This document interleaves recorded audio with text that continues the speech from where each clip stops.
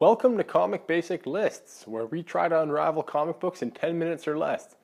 Today's topic, ranked. Dick Grayson and Damian Wayne. Who is the best Robin of all time? Batman has always been, well, Batman. Robin, however, hasn't always been Robin, or at least the person responsible for being Robin hasn't always been the same. Whether it be Dick Grayson, Tim Drake, Jason Todd, or some other person, Robin has had a carousel of men and women wearing his tights. But who's the best? Is there one person who has stood out as the best Robin to ever sit in the passenger seat of the Batmobile?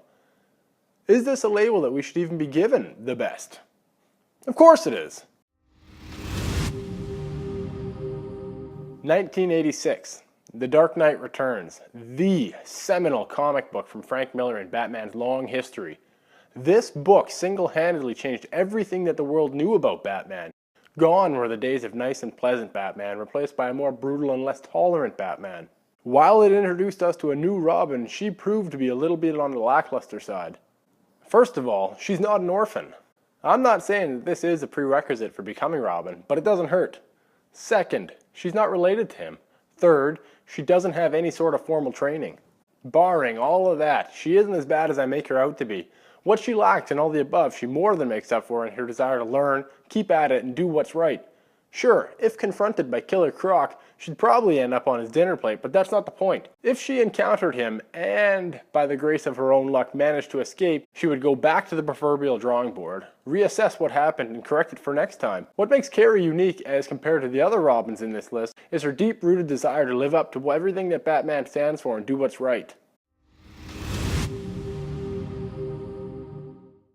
The world's most hated and in need of a change character. Not only did the fans detest Jason Todd more than any character before or after him, they voted to have him killed.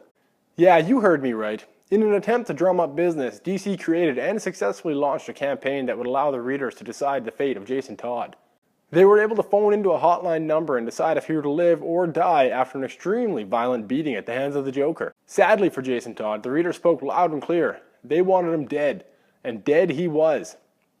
Not only did the Joker brutally assault him with a crowbar, but he also exploded the warehouse Todd and his newly found and reunited with mother were in. Batman could only watch in horror as his friend and companion suffered a fate unlike any before him. And what made the readers hate him so much? He wasn't Dick Grayson. Jason Todd, like Dick Grayson, was orphaned, but that's where the similarities end. Contrary to Grayson, Jason Todd was brash, violent, and had a blatant disrespect for authority. Whereas Batman walks a very fine line in the confines of the law, Jason Todd launches himself over that line without remorse for his action. Perhaps Tim Drake should be higher on this list. After all, if we examine the Robins on a pure sidekick basis, surely he would rank number 1. He is the milk to Batman's coffee, the ketchup to his french fries, and the jelly to his peanut butter. Tim Drake, for all intents and purposes, is the perfect sidekick. He exists only to be Bruce Wayne's go-to friend and trusted family member. Batman, by definition, is a lone wolf in his personal brigade against the evil that lies within Gotham.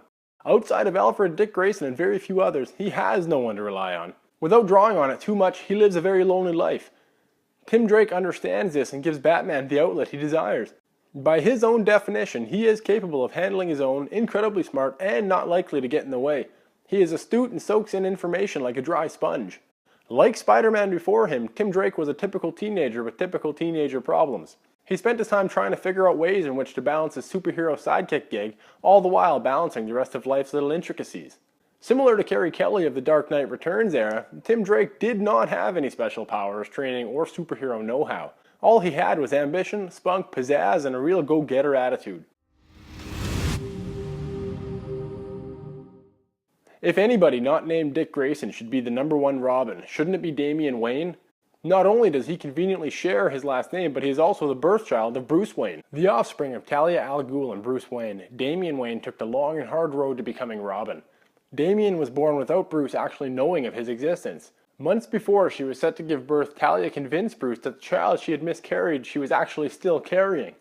After giving birth, Damian was raised by his mother and grandfather, Ra's al Ghul, and trained to be a deadly assassin. He grew up learning and mimicking everything that his grandfather taught, and then found out his father was Bruce Wayne. Now living with his father, Damian represented all that comic book fans come to hate.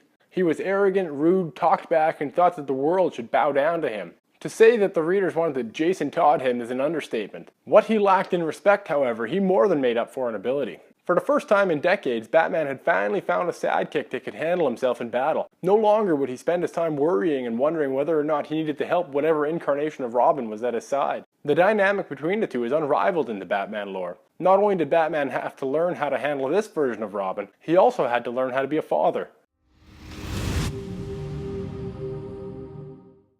Surely you watched this list and noticed that Dick Grayson had not been mentioned. Dick Grayson is to Robin what Bruce Wayne is to Batman. He started the yellow, red, and green fashion trend and made being a sidekick cool for generations to come. While Stan Lee was busy telling the world that sidekicks aren't cool, Dick Grayson was busy proving him wrong. Orphaned as a result of a circus accident, Dick Grayson was taken in by much older Bruce Wayne. It wouldn't take long before Dick found out Bruce's secret and the relationship changed from that of a father-son to a mentor-mentee.